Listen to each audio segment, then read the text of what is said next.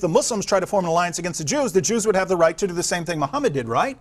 So according to Muslim reasoning, according to the justification that Muslims use when they defend Muhammad, the Jews, according to Muslim reasoning, not according to me, I don't believe you should go around slaughtering people who try to form an alliance against you, but according to what Muslims tell us, the Jews have every right, according to Muslim way of thinking, to slaughter all of the Palestinians, to enslave them and to rape them.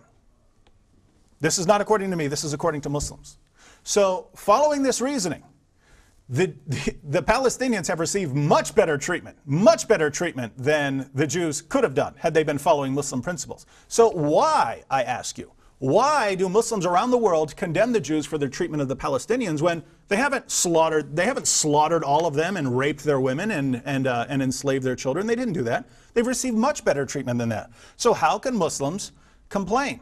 Look at what's going on here. If you say, oh, look at how horrible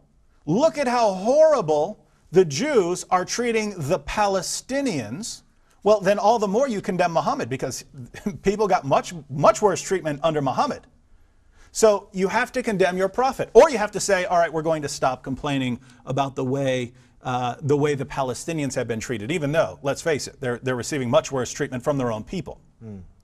So what do you do with this? The only thing Muslims can do in situations like this is to be totally inconsistent, to say Muhammad has the right to slaughter anyone who stands against him, and Muslims have the right to slaughter anyone who stands against Islam. But if we try to slaughter you and try to form an alliance against you or do anything, you just have to take it and you better not retaliate. Yeah. It's complete inconsistency.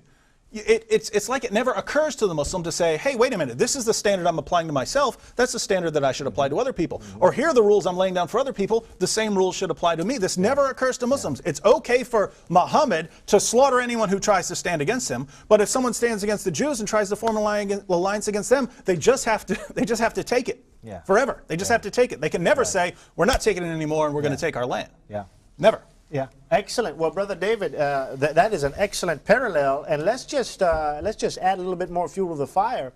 Think about this: Muhammad is invited by the Jewish Arabs in Medina to come to Medina, Banu Nadir, Banu Kanuka, and Banu Qurayza. He comes at their invitation. They are the inhabitants of that town. It's not Muslim. There hasn't been any Islam, and he comes. And he makes a treaty with them. Supposedly, according to Muslim sources, they break the treaty. And so he banishes the first two. And the third, according to the Sirah, Ibn Ishaq, he personally, I don't know, I think his arm would get tired, but other members of him would probably get tired if it wasn't for that supernatural strength he has. 700 Jews, men, between 500 and 900, depending on who you listen to, of the Muslim expositors of the Sirah, he personally beheaded with the sword. And now, the Jews had Medina. The Muslims never had it. Look at the Jews coming to Israel. Now, they could say, well, the Arabs had that land. The Palestinians had that land. It wasn't until the early 20th century that the Jews came. Actually, folks, the Jews had that land far before Islam ever even existed. 2,600 years. They never stopped living there. There was always a Jewish community. Right. And so here are Jews coming in who not only, now before you had, this was a Jewish land promised to Banu Israel by Allah, by God. Now, that's not just in the Bible. There are verses in the Quran where Allah, it says, gives the Jews this land. Now, here we have this very tight case that's been presented by Brother David. But there again, Muslims continually are inconsistent. And they're taking advantage, those of you out here who are Westerners that are watching, they're taking advantage of the political correctness, the niceties of the West. They act like animals most of the time. We'll show a video at News and Views where the Israeli ambassador came to speak at a college at Irvine, California. And the Muslims are not able to discuss things on a serious level, on a level where you can use logic and reason and common sense. So what do? Muslim youth shout him down to where he can't speak. And then they all walked out. And it's interesting, they were specifically told, now we should probably talk about this later, but they were specifically told, we're going to give you time. We're going to give you time. We're going to take all your questions. You raise your hand. I don't care how much you disagree with this man. I'll call on you. And no, we just want to shout him down and not hear anything and interrupt. And it's just absolutely amazing. But I mean, think about the inconsistency. Muhammad is allowed to say No matter how long Jews and Christians have been living on the Arabian Peninsula, I'm going to expel them all. Yeah. I'm just going to get rid of them. Poof! Yeah. I'm going to run them out. Doesn't matter if doesn't matter if they've been living here for 1,000 years. I can just get rid of them if I want. Perfectly acceptable to Muslims. Of course, Muhammad has the right to go out and get rid of people. Would anyone anywhere in the world have the right, according to Muslims, to expel Muslims from a plot of land? No, never, never, never, never, never, never. This would be horribly immoral.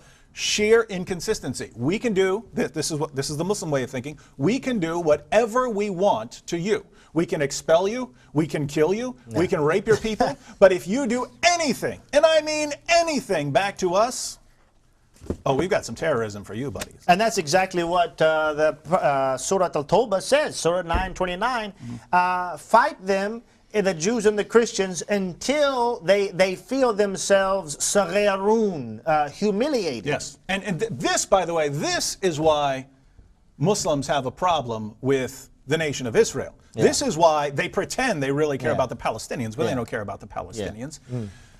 According to Islam, the Jews and the Christians are supposed to be submitted and subjugated and humiliated under Islam.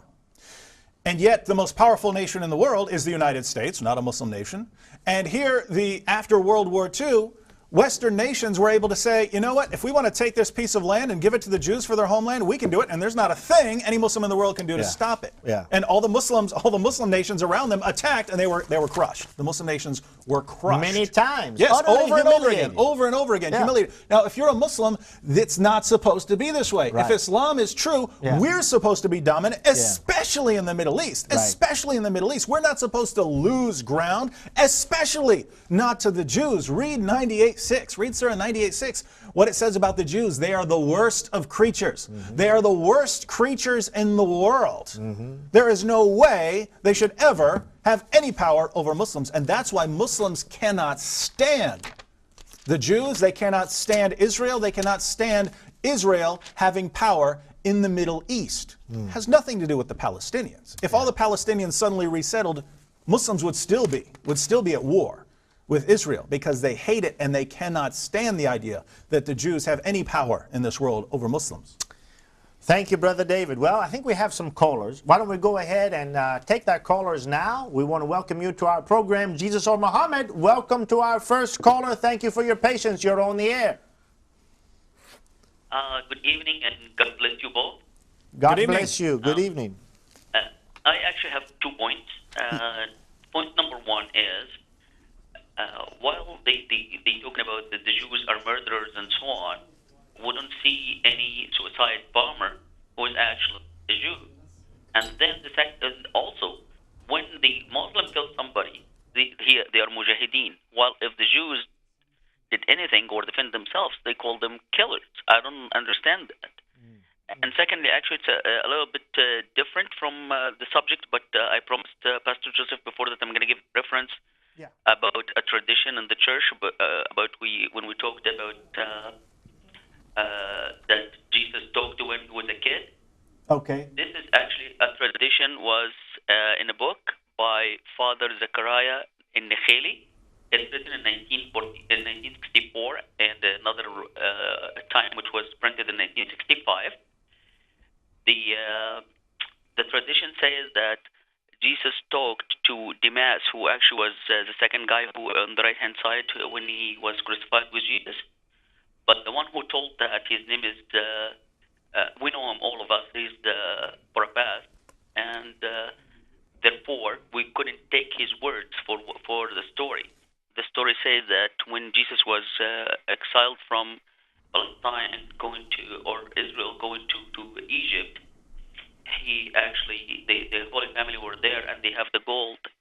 They met Demas, who's actually the thief, and he wants to take the money from them and hurt them. Then Jesus spoke to him and said, "You're going to be crucified with me." And when he came and was crucified, he recognized that Jesus spoke to him when he's a kid, and that's why he actually said that he's God. The whole problem with that